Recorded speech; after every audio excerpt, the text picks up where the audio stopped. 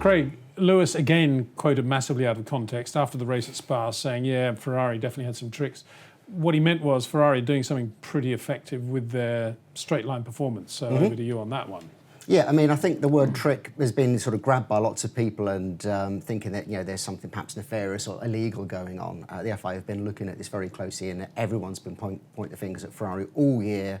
Still very clear, but that's not to say that they're not doing legal tricks, things that are just very clever, which we could argue Mercedes have been doing since 2014 with the new regulations. They've always had the most powerful engine, had the straight line speed advantage, even their customers obviously having that. So I think this is just a change in balance where Ferrari have now got their power unit and their car set up ahead of Mercedes ever so slightly, and it's the first time the tables have been turned. Well, what specifically do you think Ferrari might be doing at the moment that Mercedes are not doing? Let's put it that way. Well, I think the first thing is the power unit. There's no question that this Ferrari power unit now is probably the best, shall we say. I won't say necessarily the most powerful because there's lots of ways you can measure that, but it certainly outpaces the other cars along the straight.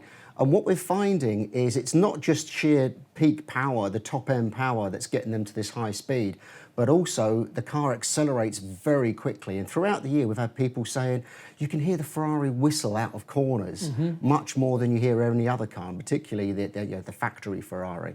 So that we think it's something going on with the MGUH, which is the motor generator attached to the turbocharger, which is there to recover energy, and it's also there as an anti-lag device that will spin the turbo up.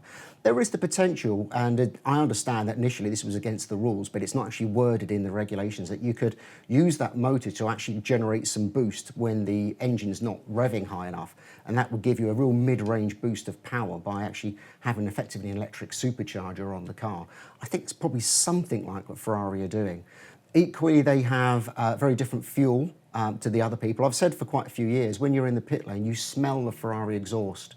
It's got a very strong paraffin smell, and this is to do with the Shell fuel and the bio products that they're putting in the fuel based on a biodiesel production. And apparently Shell are the only people that have some of these chemicals and these compounds to put in the fuel.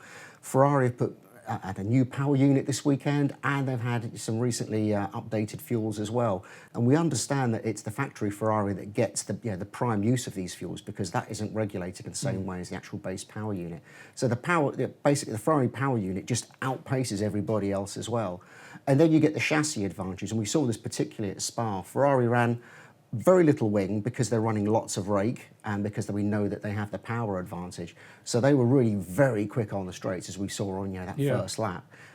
Mercedes don't have the power advantage. They have to look after their tyres. They run a very flat, unraked So they have car. to compromise more with So wing. they have to run more rear wing, and this again is just another one of those little balancing factors at a circuit so extreme as Spa, and obviously as we go on to Monza as well, that will handicap Mercedes.